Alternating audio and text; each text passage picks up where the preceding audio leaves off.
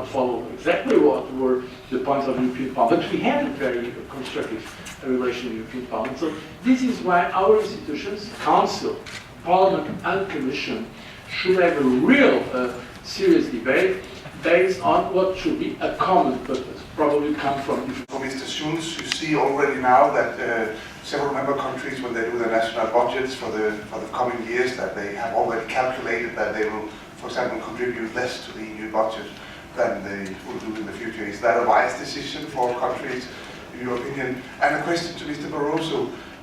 When I read your proposals 9 months ago, I saw that you proposed, rebates to Britain, to Holland, to Germany, to Austria. Didn't you forget a country, namely Denmark? Debatte die Haushalte die objektiven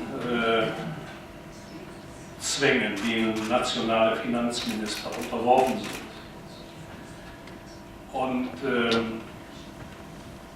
deshalb verstehe ich, dass in Haushaltsentwürfen die unterschiedlichen Überlegungen vorgenommen werden, wo man einsparen kann. Aber Sie haben sicher an den Ausführungen von uns allen drei ein ambitioniertes Budget sein muss in 3 zentralen Bereichen: Wachstum, Beschäftigung, nationalen Volkswirtschaften und damit der europäischen Volkswirtschaft geben. Deshalb sind Kürzungen beim EU-Haushalt häufig vielleicht populär zurückdenken. Deshalb kann ich immer nur empfehlen, wenn am Ende keine Einigung steht, dann wird es ja teuer. Das was the first time I met the head of funding committee as Prime Minister, she made a point to me, and to be honest, her predecessor as well. So we have not forgotten this. The issue was the following. It's a very technical issue. We can give you all the technical information. In fact, we have already made it. I made it, of course, to the Prime Minister.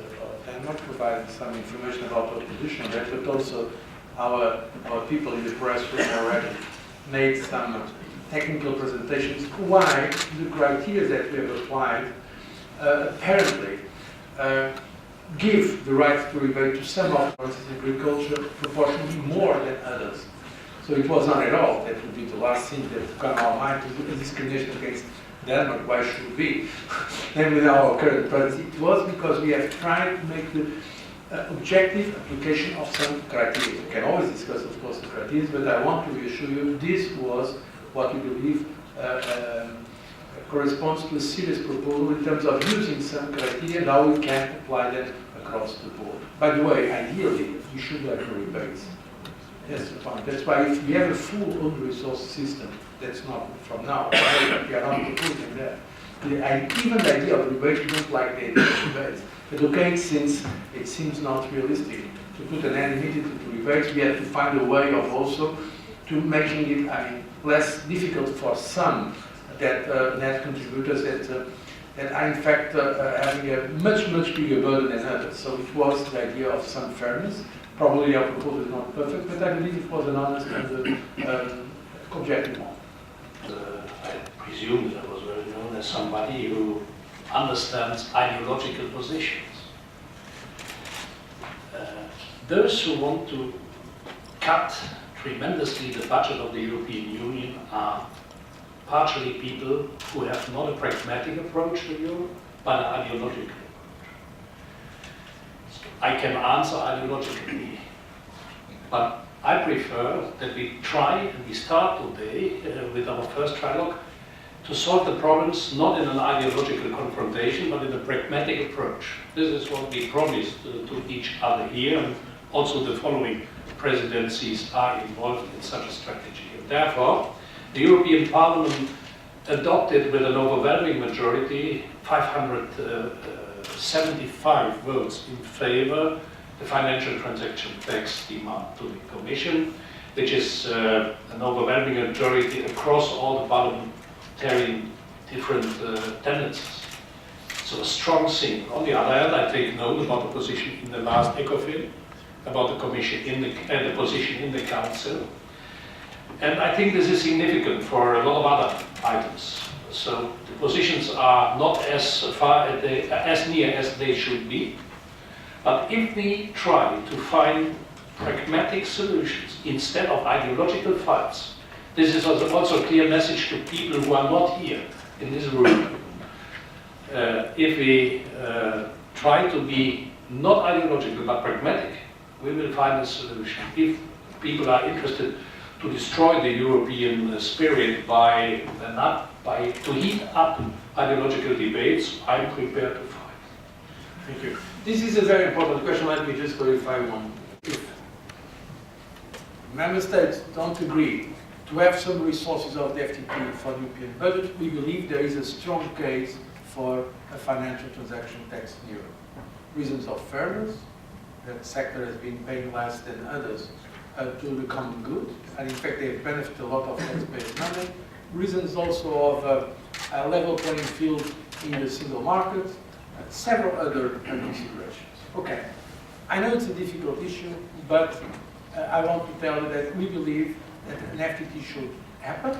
Of course, ideally globally, but if not globally, someone should start, and why not start it here in Europe with enough safeguards to avoid possible difficulties with its implementation. Now, what did we propose for the European budget in relation to the FTT? We are proposing that 2/3 of the revenues of the FTT goes to the European budget, 1/3 goes directly to national budget.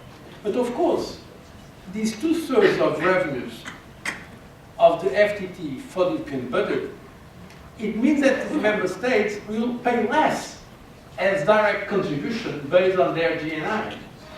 And so, I think it's very important to see what's going to happen now in the debate. Because when member states start making now some estimations and see, in concrete terms, if there is an FTT, I will be paying much less to the budget, I can tell you that some of those academics' capital will probably change their position.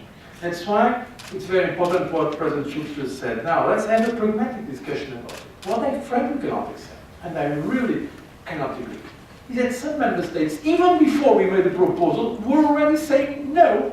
It's a kind of Pavlovian reaction, isn't it? I mean, they have just heard the name, no. No, but no what? We have not yet made a proposal? No.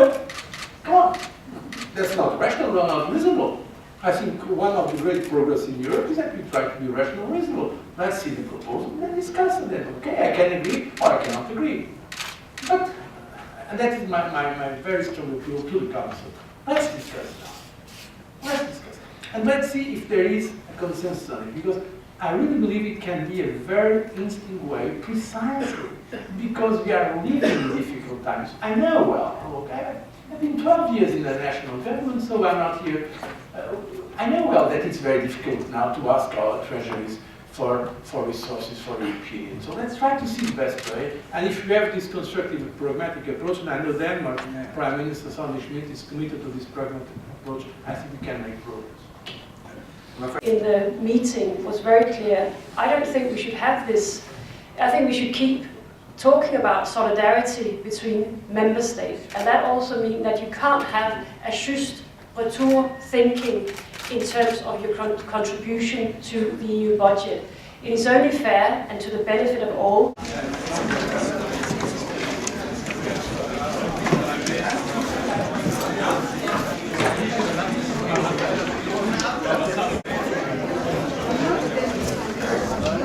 Yes. She's so young. Yes. Seriously. And her English is fantastic.